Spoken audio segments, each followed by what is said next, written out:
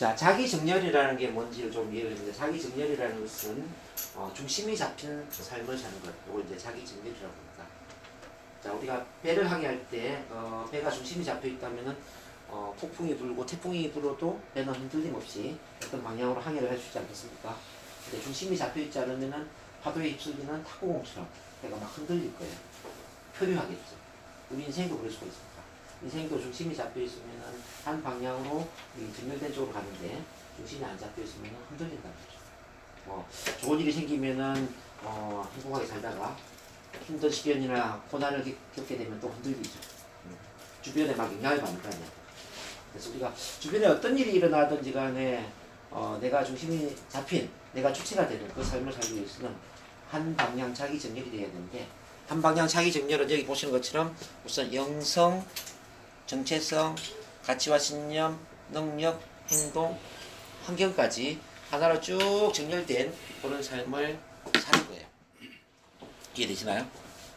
자, 그러면 영성 차원은 뭐냐면, 영성 차원에는 영성이라는 개념은 꼭 종교적인 이야기를 하는 게 아닙니다. 종교도 영성에 포함되지만 여기서 이야기한 영성은 종교를 뛰어넘는 개념이에요. 종교를 더 포괄적으로 더 넓게 바라보는 개념인데, 즉 나를 초월해서 내가 어떤 대상, 어떤 시스템과 연결되어 있느냐에 대한 감각입니다. 나를 초월한 감각. 영성이 뭐라고요? 나를 초월한 감각. 나를 초월한 감각입니다. 나를 초월해서 어떤 대상과 어떤 시스템과 연결되어 있다고 생각하느냐, 연대감을 느끼느냐 이거예요. 쉽게 말하면 여러분들 나를 초월한 감각이 뭐가 있느냐, 자, 나를 뛰어넘어서 어떤 사람을 위해서 봉사하고 싶고 어떤 사람한테 도움을 주고 싶고 그런 느낌 있죠? 네. 작게는 여러분들 가족들을 위해 선신 봉사하고 싶지 않습니까? 엄마로서 아마 아들, 딸을 잘 키우고 싶을 거예요.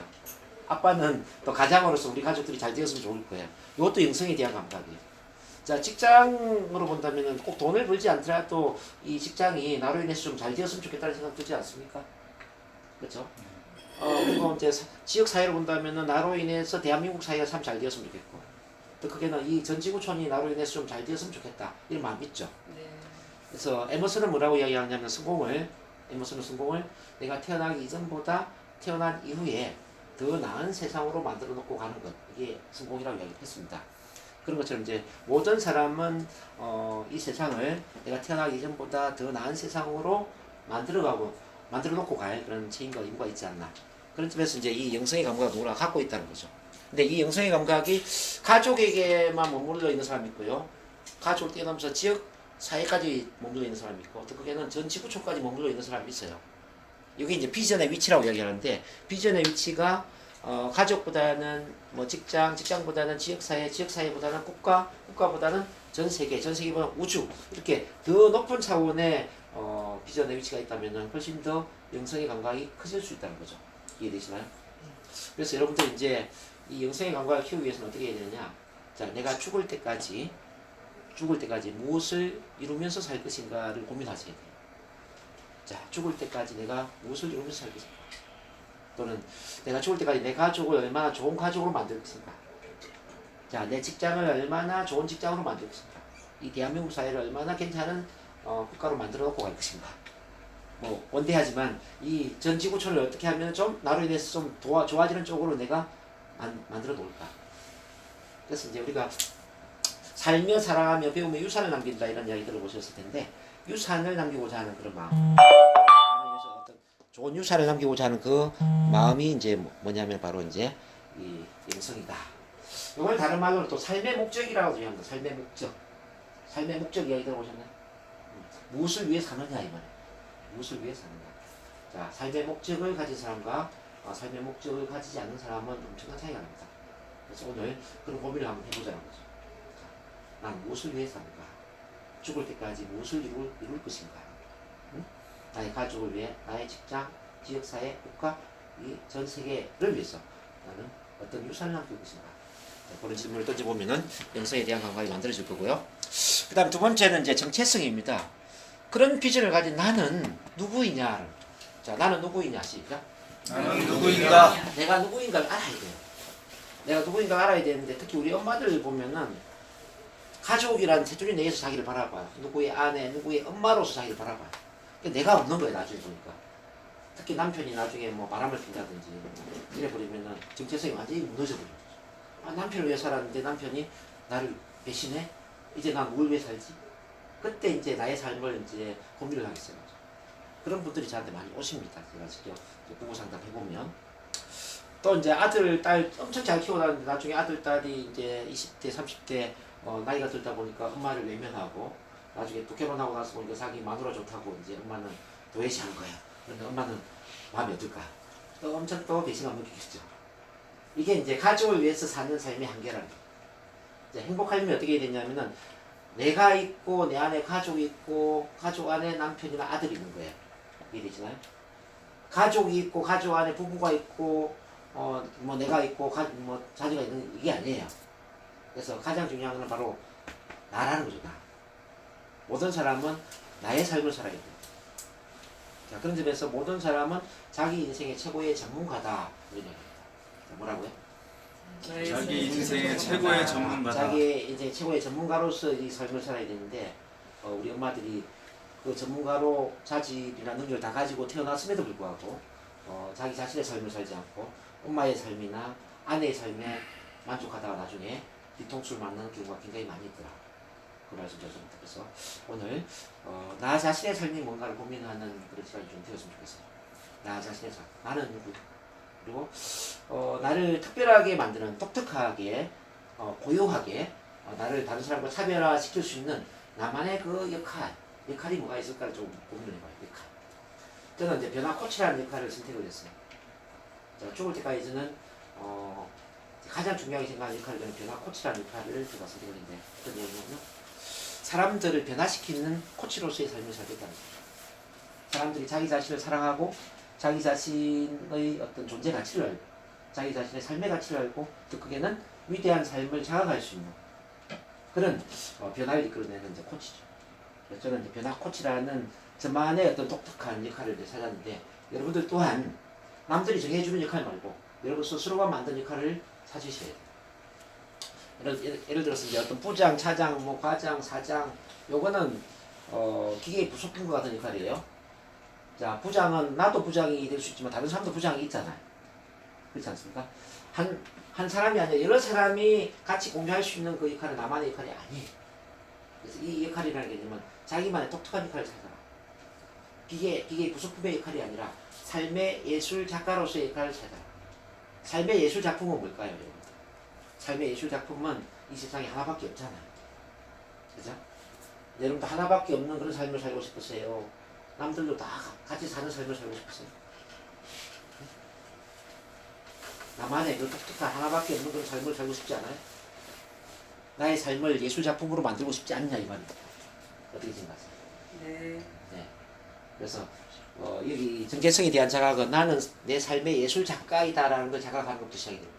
따라해 보겠습니다. 자, 나는 내 삶의 예술 작가이다. 예술 작가이다. 자, 예술 작가라고 자각을 일단 하셔야 돼요. 그래서 내 삶을 기계의 부속품이 아니라 삶의 예술 작품으로 만들겠다. 자, 이런 자각을 하시라고. 그러기 위해서 자기 역할 발견을 해야 되는데 남들이 정해주는 엄마, 아빠, 뭐 회사의 부장, 차장 이런 역할 말고 내가 내 역할을 정하시라고요. 제가 변화 코치라는 역할을 정한 것처럼. 오케이? 이 세상에 하나밖에 없는 역할을 정하셔야 돼. 남들도 갖고 있는 역할 말고. 이해되시나요? 그래서 하나밖에 없는 독보적 역할을 정할 때 그때 이제 자부심이 생기는 겁니다. 야, 이거는 나만 잘할 수 있어. 이거지. 우리 누구의 엄마죠? 네. 자, 누구의 엄마예요? 아들 이름 한번 불러보겠습니다. 딸 하나 수빈이의 엄마. 수빈이 엄마죠? 네. 수빈이 엄마로서 수빈이한테 엄마 역할을 가장 잘할 수 있는 사람은 이 세상에 누구일까요? 저요. 그렇죠. 수빈이 엄마 역할을 다른 사람한테 양보할 수 없잖아요. 이 세상에 엄마는 많이 있지만은 수빈이 엄마는 여기 하나밖에 없어. 이게 바로 독특한 역할이에요. 자, 마찬가지입니다. 제가 사람을 변화시키는 사람들이 굉장히 많이 있는데요. 뭐 스피치 교육으로 변화시키는 사람도 있고 뭐 스피치 치료로 변화시키는 사람도 있고 참 많이 있거든요.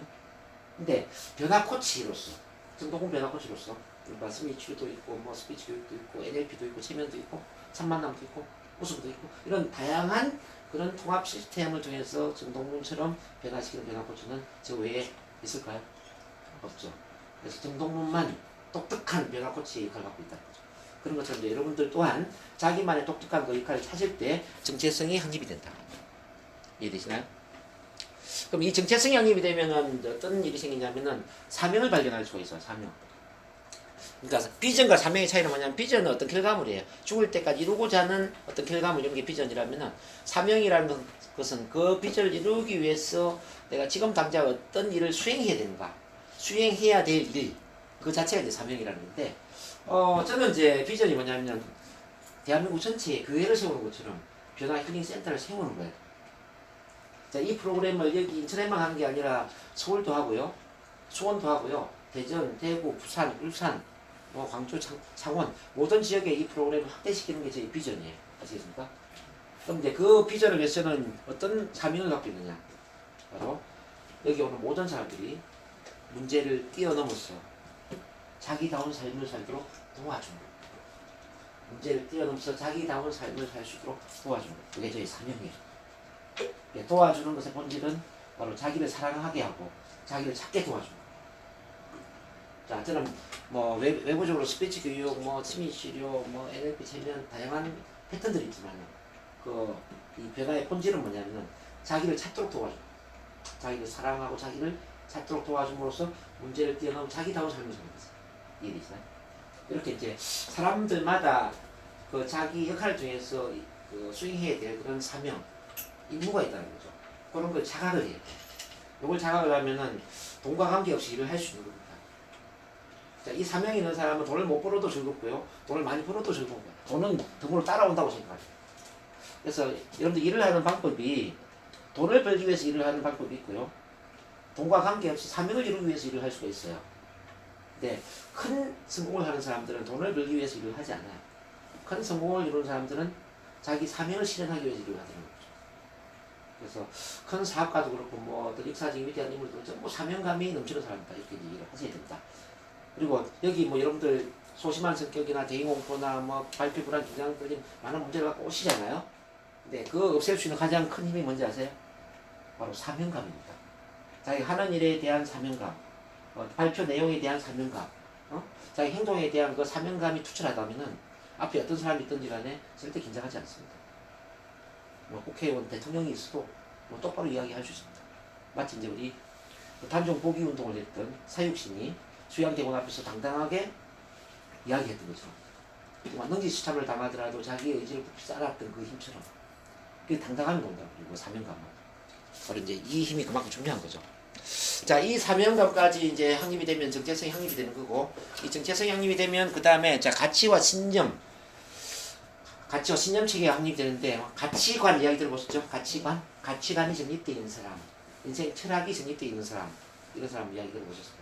가치관은 인생의 나침판에 해당되는 건데, 특히 말하면 내가 왜 그런 비전이나 그런 사명을 이루고자 하느냐, 왜 그렇게 내가 삶의 목적을 가지고 그런 비전 사명을 가지고 열심히 살아야 될까, 그 이유에 해당되는 거죠. 동기부여, 뭐 어떤 대의명분에 해당되는 그런 게 이제 가치 신념이라고 보시면 됩니다. 그래서 자기가 이제 뭐 어떤 꿈을 이루기를 원하고 비전을 이루기를 원한다면 반드시 그는 대의명분 이유가 있어야 됩니다. 왜 그걸 이루고자 하는지. 자기한테 그 의미가 없으면은 뭐 한두 번 열심히 할 수는 있지만은 평생 열심히 할 수는 없어요. 저는 20년을 이렇게 이제 열심히 해오고 있거든요. 이 스피치 교육, 심리 상담, 이 변화 코칭은 전 20년 동안만 할 게 아니고 저는 앞으로 죽을 때까지 할 거예요. 제가 어떻게 죽고 싶었냐면 저는 강의하다 죽고 싶어요. 병원에 누워서 죽고 싶지 않아요. 저는 강의하다가 아주 휠체어를 타고 강의하고 싶다니까요. 진짜. 이미지한테 물어보세요. 가수 이미지한테 당신은 어떻게 죽고 싶었냐 물으면 아마 노래하다가 죽고 싶다고 얘기하지 않겠습니까? 그렇죠? 그게 바로 이제 자기 하는 일에 대한 명확한 그 이유, 대의명분이 있기 때문에 그런 이야기를 하는 겁니다. 여러분들 또한 이제 그런 이유를 갖고 있을 겁니다. 저는 왜 그러면 이렇게 이제 변화 코칭이나 뭐 이렇게 심리 치료나 스피치 교육에 목을 매달까? 네. 저한테 그런 이유가 있죠. 인간이 행복하려면은 반드시 자기다운 삶을 살아야 된다고 저는 생각하고요. 이 자기다운 삶을 저는 참자의 실현이라고 얘기합니다. 참자. 이렇게 자기다운 참자의 삶을 살기 위해서는 반드시 자기를 사랑해야 되고요. 반드시. 자기를 있는 그대로 사랑하지 않으면 자기다운 삶이 오지 않다는 거죠. 자기를 있는 그대로 사랑하기 위해서는 반드시 참 만남 환경에 들어가야 됩니다. 인간은 누군가로부터 나의 부족함을 사랑받을 수 있을 때 그때 나를 사랑할 수 있더라는 거죠. 누군가로부터 부족한 나를 사랑받을 수 있다. 자, 좋은 점만 사랑받는 게 아니라 부족한 나를 누군가가 사랑해줘야 돼요. 그래야만 자기를 있는 그대로 사랑하더라는 거죠. 자, 이 대한민국 사회에는 있잖아요. 나의 잘난 모습을 사랑해주는 사람은 많아요. 상 받는 거, 성취한 거, 성공한 거, 이렇게 좋은 결과물을 사랑해주는 사람 참 많아요. 근데 나의 부족한 점을 사랑해주는 사람 있나요? 실수하고, 내가 좀 창피당하고, 좀 숨기고 싶은 나의 비밀, 나의 인생의 아픔, 시련, 고통, 고난, 이런 걸 사랑해주는 사람 있습니까? 그런 사람들이 없잖아요. 그래서 우리는 우리 자신을 감추죠. 남들이 이런 걸 알면 사랑해주지 않을 거니까. 오히려 내가 손해를 볼 거니까. 감추다 보니까 나의 감추는 부분을 사랑하지 못하는 거예요. 우리가 나 자신을 있는 그대로 사랑하기 위해서는 나를 오픈해야 돼요. 나를 보여줘야 된다고. 자, 나의 부족한 점을 보여주었을 때 그 부족한 점을 누군가가 받아주고 사랑해주잖아요. 그러면 그 부족한 점을 사랑할 수 있는 거예요. 헬렌 켈러가 왜 위대해졌냐면, 저는 헬렌 켈러를 가장 존경하는데요. 가장 존경하는 사람을 어떤 사람은 이순신 장군, 세종대왕 그런데 저는 헬렌 켈러를 가장 존경해요. 헬렌 켈러 왜 존경하냐면, 헬렌 켈러는 정말 절망적인 상황에서 위대한 삶을 살았고요. 눈을 빼앗기고 귀를 빼앗겼지만 신체 장애인이었지만 최고 위대한 삶을 살 수 있었던 그런 분이 참 위대해요. 이번에 왜 위대해졌냐 제가 연구를 해보니까 바로 앤 슬리반이라는 자기를 있는 그대로 수용하고 존중하고 공감하고 정신적으로 또 이렇게 모티베이션, 동기부여를 시켜줄 수 있는 그런 최고의 멘토이자 스승이자 수용 해주는 스폰서를 만났더라고요. 이렇게 인간은 만남을 통해서 자란다. 인간은 만남을 통해서 자란다. 만남을 통해서 네, 여러분들이 인생이 좀 발전되고 행복해지려면 반드시 어떤 사람과의 만남을 가져야 됩니다. 혼자서는 절대 인간은 바뀌지 않습니다. 여자 같은 경우는 결혼을 잘해가지고 좋은 남편을 만나든지 학교에 좋은 선생님을 만나든지 아니면 좋은 친구를 만나든지 어쨌든 인생에 좋은 사람을 만나야만 여러분들 바뀝니다. 예? 하버드 대생의 그 100명을 연구를 해봤어요. 100명의 성공한 사람. 이 사람은 왜 성공했느냐 보니까요. 만 18세 이전에 자기를 있는 그대로 인정해주고 자, 너는 정말 크면 위대한 사람이 될 거라고. 너는 크면 정말 괜찮은 정말 위대한 인생을 살 거라고 이렇게 칭찬하고 긍정적인 기대를 해주었던 한 명 이상의 스승, 멘토가 있었다고 해야죠. 결국 사람이 이렇게 인간을 위대하게 만들더라는 거예요. 우리 또한 우리를 위대하게 만들어줄 수 있는 사람을 만나야 돼요. 근데 여러분들 운이 아주 좋았다면 이미 만났을 수도 있고 근데 대부분 만나기 참 힘들죠. 왜냐하면 우리 주변에는 80%가 부정적이거든요. 우리 부모도 부정적이고 학교 선생님도 부정적이고 집안 어른들도 부정적이고 다 부정적이지 않아? 그래서 우리는 그런 위대한 스승도 만나기 힘들고 있는 그대로 나를 사랑해주는 그 스폰서를 만나기 힘들어요. 그래서 우리가 이 자리에 와야 된다. 이 자리는 바로 이제 지금까지 못했던 그 사랑을 받기 위해서 와야 됩니다. 그래서 우리가 약속을 했어요. 평가하지 말자. 시작. 평가하지 말자. 판단하지 말자. 판단하지 말자. 있는 그대로 바라보자. 있는 그대로 바라보자. 네, 좀 부족한 점을 있는 그대로 봐주자고요. 자, 두 번째는 자 심판관이 되지 말자. 심판관이 되지 말자. 이 세상에 심판관은 참 많아요. 판사, 검사, 변호사 참 심판관 많습니다. 대학 교수, 학교 선생님, 목사님 심판관이 너무 많아요. 저 옛날에는 목사님이나 학교 선생님이나 교수나 이런 분들 굉장히 부러웠거든요. 참 좋은 직업이다 그랬어요. 제가 볼 때는 좋은 직업이 아니더라고요. 왜 제가 이제 이런 이야기 하냐면 여기 의외로 목사님 아들이 많이 와요. 저한테. 학교 선생님 아들도 많이 와요. 왜 선생님 아들, 목사님 아들이 심리적으로 문제가 있을까 보니까 자, 목사님이나 선생님은 너무나 좋은 심판관이더라고요. 그래서 항상 자기 아들이 최고가 돼야 되고 착한 행동을 해야 되고 공부를 잘해야 되고 모범적이어야 되고 부족한 그 자식의 모습을 받아주지 못하는 거예요. 너무 부모가 완벽하다 보니까. 근데 그 완벽한 부모 밑에 자란 그 아들, 딸은 숨이 막히는 거예요. 항상 잘해야 되니까. 항상 그 기대를 충족시켜야 되니까. 기대를 충족시켜야 되는데 기대를 충족시키지 못하는 그 아들, 딸은 얼마나 자존감이 떨어질까요? 자기를 못난 사람이라고 생각하는 거죠. 그래서 정신병 아닌 정신병이 생기는 거예요. 뭐 뇌공고증, 우울증, 불안증. 네. 그래서 인간은 옳은 걸 가르쳐주는 사람에 의해서 올바른 인간이 되는 게 아니고요. 자, 부족한 나를 받아주는 사람에 의해서 스스로 올바른 길을 찾아가더라고요. 네. 왜냐하면 우리 내면에는 올바른 것을 감지할 수 있는 그 신성, 신과 똑같은 마음을 신성이라고 하는데 신과 똑같은 그 마음 상태가 있어요. 그는 가르쳐주지 않아도 상관이 없어요.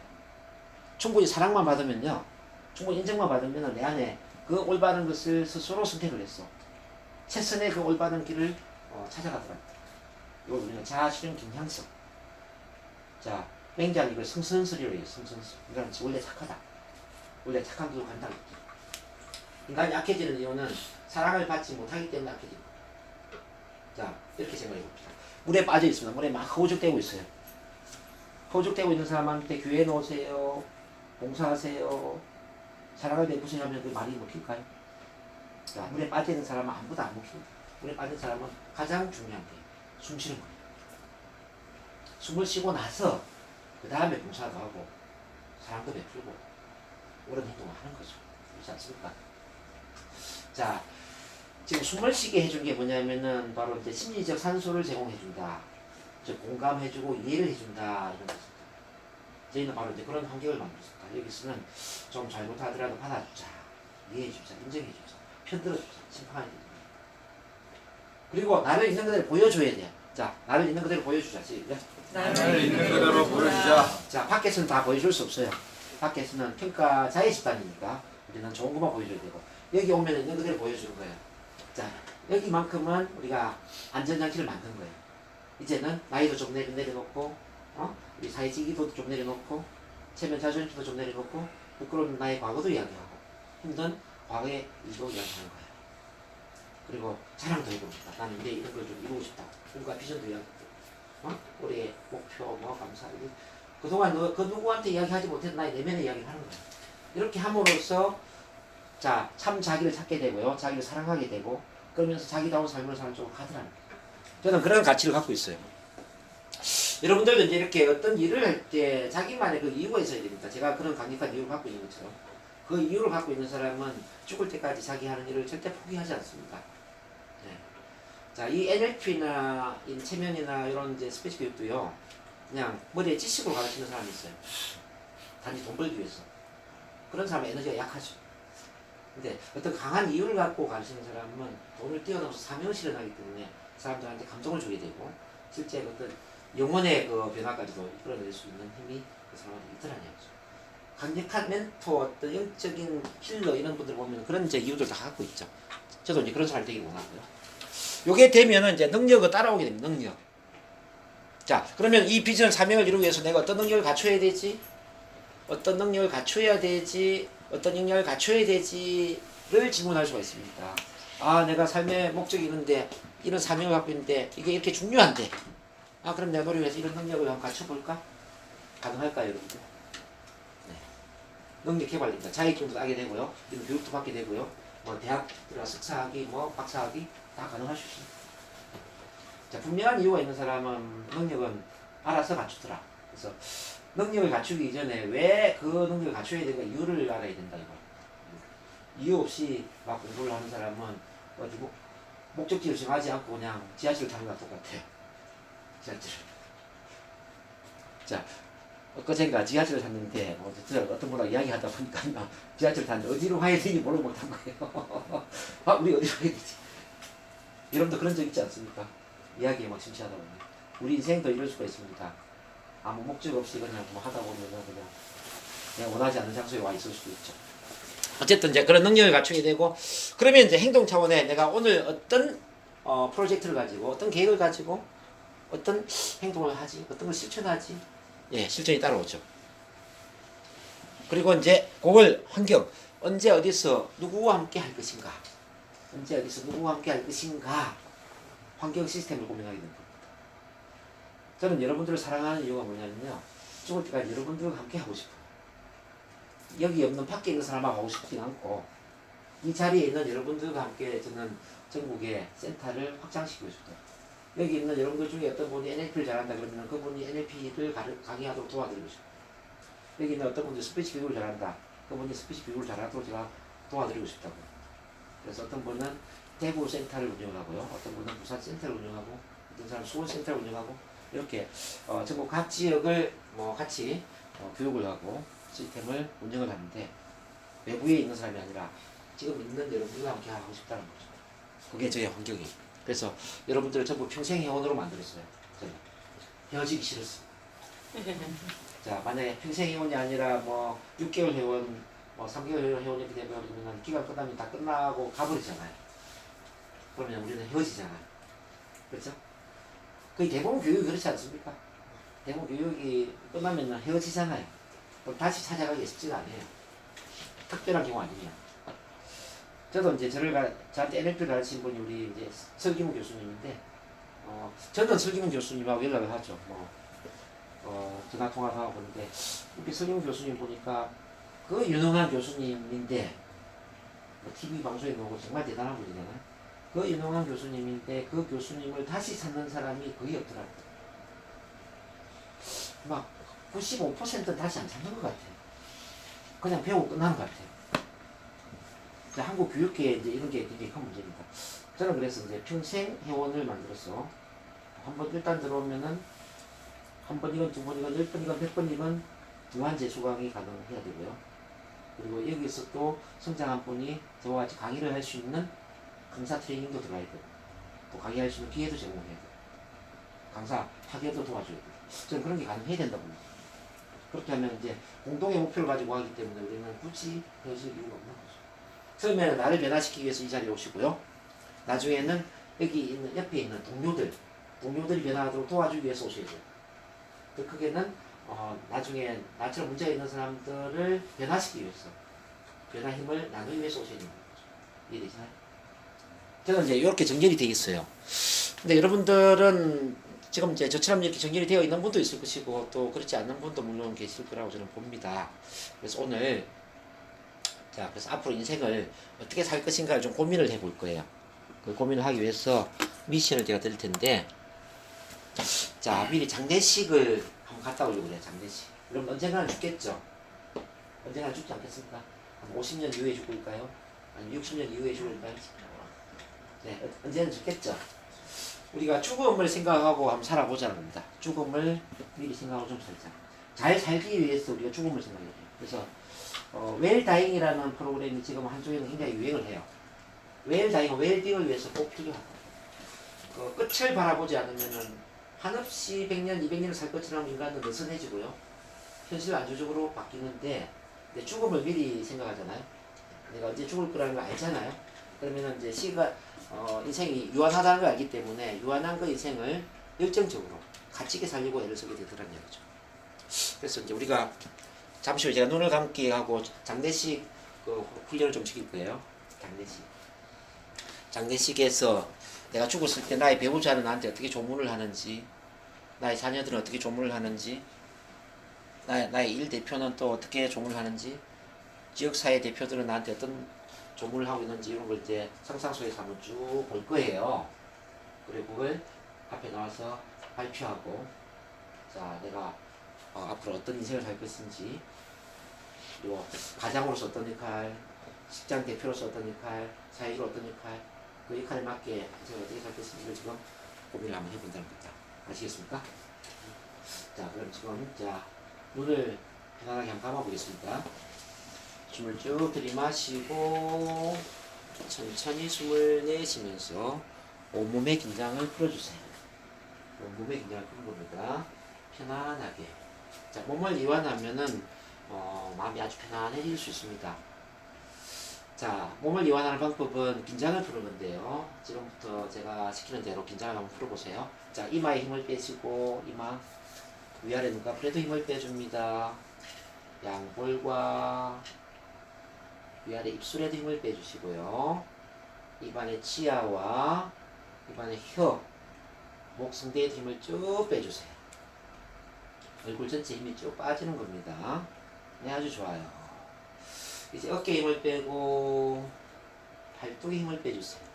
팔꿈치와 손목 10개의 손가락 하나하나까지 힘이 쭉 빠진다고 상상하세요. 이제 가슴에 힘을 뺍니다. 배와 아랫배에 힘을 빼주세요. 등에도 힘을 빼주시고 허리에도 힘을 빼주시고 엉덩이 허벅지에도 힘을 빼보겠습니다. 무릎과 다리, 발목 10개의 발가락 하나하나까지 힘이 쭉 빠지는 거예요. 아주 편안합니다. 이렇게 머리 끝에서 발끝까지 힘이 쭉 빠질 때 몸과 마음이 아주 편안해질 수 있습니다. 이 편안한 여왕감을 충분히 느끼고 경험합니다. 자, 이 편안한 상태에 자, 지금부터 자, 미래로 여행을 갈 겁니다. 아주 먼 미래입니다. 내가 죽었을 때, 그리고 내 장례식이 어떻게 치러지나 구경을 하러 미리 여행을 간다는 거죠. 자, 숫자 세서 세면은 미래에 나의 죽음의 장례식으로 갑니다. 준비됐죠? 자, 하나, 둘, 셋. 자, 장례식으로 가세요. 자, 내 장례식에 얼마나 많은 사람들이 왔는지 상상해 봅니다. 내가 인생을 열심히 살았기 때문에 나를 조문한 사람들이 많이 왔을 거예요. 우선 상복을 입은 나의 가족들이 있을 겁니다. 나의 배우자도 있고 나의 아들, 딸, 며느리, 손자, 손녀들, 나로 인해서 파생된 가족들이 나의 죽음을 애도하고 있을 겁니다. 그리고 내가 그동안 살면서 사귀었던 여러 친구들이 왔을 겁니다. 친구들. 어떤 친구들이 왔나 한번 쭉 보세요. 야, 나를 인정하고 지지하고 나와 좋은 관계를 이루었던 그런 친구들. 자, 그 다음에 이번에는 같이 일을 하면서 자, 성공을 이루고 자, 사업상에 또는 비즈니스에서 직장에서 크게 도움을 주었던 직장 동료들, 비즈니스 동료들이 많이 왔을 겁니다. 자, 여러 직장 동료들 한번 보세요. 어떤 분들이 왔나. 이번에 사회적으로 여러 지인들이 왔는데요. 뭐 지역사회 대표들도 있습니다. 뭐 시장님이라든지 국회의원이라든지 또 어떤 교회 목사님이라든지 이런 다양한 또 지역사회를 대표하는 대표자들이 와서 조문을 하고 있습니다. 이렇게 많은 분들이 조문을 하고 있어요. 그리고 이제 잠깐 이 조문한 분들이 서로 어떤 대화를 나누는지 한번 들어보세요. 나의 배우자는 나에 대해서 어떤 말을 하면서 애도를 하는지 한번 들어보세요. 뭐 그동안 나랑 살면서 고마웠던 것도 많이 있을 것이고 또 아쉬웠던 것도 많이 있을 겁니다. 나의 죽음에 대해서 많은 것들을 애도할 거예요. 나의 아들, 딸, 자녀들은 또 어떤 애도를 하고 있는지 한번 보세요. 아들, 딸, 자녀들은 자, 엄마, 아빠에 대해서 이 자녀들이 또 느끼는 그 슬픔, 또 감사함, 긍정의 마음들이 많이 있을 겁니다. 슬픔도 있겠지만은 고마웠던 것. 자, 우리 엄마, 우리 아빠는 참 이렇게 대단한 분이었다고. 그 다음에 또 친구들 이야기 한번 들어보세요. 나랑 친하게 지냈던 이 친구들은 나의 죽음에 대해서 어떻게 애도를 하고 있나, 어떤 걸 감사하게 느끼고 있고 어떤 것을 또 아쉬워하고 있는지 한번 들어보세요. 그 다음에 직장, 일과 관련되어서 어떤 직업적인 이 동료들 또는 상사들, 후배들 이런 분들은 나한테 어떤 이야기를 하고 있는지 들어보세요. 이런 분들은 나한테 참 감사한 이야기들이 많이 있을 겁니다. 어떤 부분이 참 대단했다라고 이야기를 할 겁니다. 그렇죠? 이제 지역사회 대표들 이야기 한번 들어보세요. 목사님이라든지 시장님이라든지 국회의원, 교회 목사님, 또는 전의 스님 이렇게 대단한 분들이 많이 오셨는데요. 이런 분들은 나의 죽음에 대해서 어떤 마음을 전하고 있을까요? 네, 이게 충분히 상상이 되면 고개 까딱까딱 하겠습니다. 상상이 안 돼도 괜찮아요. 일단 이렇게 생각하는 것만 해도 큰 도움이 될 수 있습니다. 이제 요 내용을 토대로 다시 현재 시점으로 돌아옵니다. 현재 시점으로 돌아와서 내가 이걸 장례식을 보니까 앞으로 인생을 어떻게 살아야 되겠다 한번 계획을 잡자고 합니다. 개인적으로 내가 어떤 사람이 돼야 되겠다. 가족을 어떻게 만들어야 되겠다. 가족에 있어서 엄마 아빠로서 어떤 역할을 그 역할을 통해서 어떤 가정을 이루어야 되겠다. 직업적으로 내가 어떻게 해야 되겠다. 일을 어떻게 해야 되겠다. 사회활동을 어떻게 해야 되겠다. 이런 계획을 한번 짜보는 거예요. 자, 뭐 계획이 또 막연해도 상관없습니다. 자, 오늘 처음 한번 상상해보는 거니까 어쨌든 느낌들이 있죠. 네, 느낌을 일선미 고개 갔다 갔다 가시고요. 이제 그 좋은 느낌을 가지고 잠시 후에 깨어나게 될 겁니다. 깨어나면 몸과 마음이 아주 편안하게 힐링이 된 상태로 깨어나도록 하겠습니다. 숫자 5에 5분 일씩 깨어나도록 합니다. 하나, 머리가 맑아지고, 둘, 온몸에 생기가 돌고 에너지가 넘쳐납니다. 셋, 삶에 의욕이 생기고 자신감이 넘쳐납니다. 넷, 이제 눈뜰 준비하세요. 5, 눈 뜨세요. 몸을 한번 쭉 흔들어 주시고. 어떤 분은 또 상상이 아주 잘 될 수도 있고 또 어떤 분은 안 될 수도 있고 사람마다 차이가 있습니다. 자, 이 마음의 근육은 사람마다 다르기 때문입니다. 자, 어쨌든 장례식을 보니까 좀 마음가짐이 달라지나요? 어떠세요? 자, 그럼 이 장례식에 본 내용을 가지고 자, 장례식에 보니까 나의 배우자로부터 이런 이야기가 있더라. 뭐 자녀들은 직업 대표들은 지역 사회 대표들은 나의 장례식에 이런 이야기를 하던데 앞으로 인생을 어떻게 한번 살아야 되겠다. 앞으로 각오 다짐을 좀 발표하는 걸로 한번 해보겠습니다.